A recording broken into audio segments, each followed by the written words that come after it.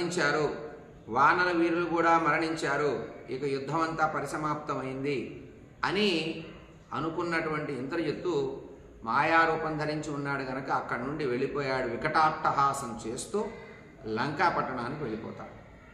వెళ్ళిపోయి రావణుడికి చెప్తాడు, నమస్కరిస్తాడు. మొదలుగా వెళ్ళి నమస్కరించి, తండ్రి, నేను రామలక్ష్మణులను వధించాను, వారు ఇక లేరు అని అంటాడు. అనగానే ఈ మాట విన్నటువంటి రావణుడు చాలా ఆనందపడిపోయి కౌగిలించుకొని ముద్దాడతాడు ఇంద్రజిత్తు.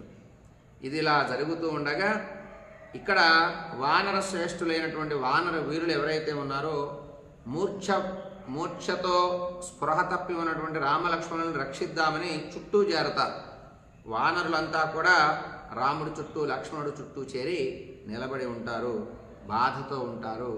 ఏమిటి మార్గం అర్థం కాదు, ఎటు వెళుతోందో సందర్భం తెలియదు. ఎంతో యుద్ధం చేయగలిగినటువంటి పరాక్రమం కలిగినటువంటి వాళ్ళు రామలక్ష్మణులు కదా, ఇంద్రజిత్తు వేసినటువంటి మాయా యుద్ధాలకి మాయా బాణాలకి వారు స్పృహ తక్కి పోలిపోయారు అని బాధపడుతూ అక్కడ అందరూ నిలబడుతూ ఉన్నారు.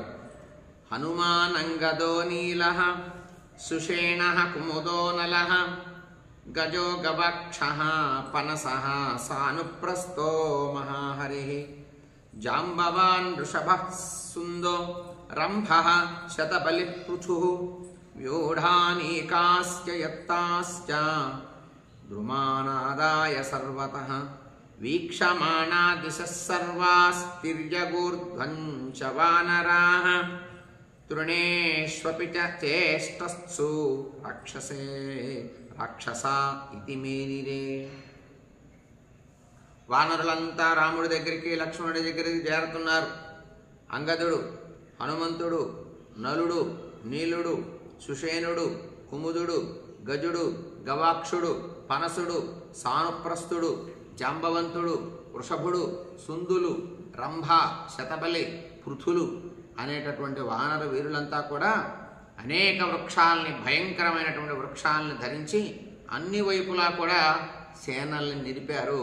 రాముణ్ణి ఒక పక్క రక్షిస్తూ ఇంద్రజిత్తు ఇంకా ఏదైనా ప్రమాదాన్ని చేకూరుస్తాడేమో అనేటటువంటి అనుమానం చేత రాముడు పడిపోయే ముందే ఆజ్ఞాపించాడు వానర వీరులను 10 మందిని, మీరు వెళ్ళి ఆ మాయావి అయినటువంటి ఇంద్రజిత్తు శరీరం దాల్చకుండా మాయారూపాన్ని ధరించి ఎక్కడ ఉండి బాణాలు వేస్తున్నాడో అర్థం కావట్లేదు, అతన్ని వెతికి మరి పట్టుకొని వధించండి అని ఆజ్ఞాపిస్తే అందరూ 10 దిక్కులా వెతకటం మొదలుపెట్టారు.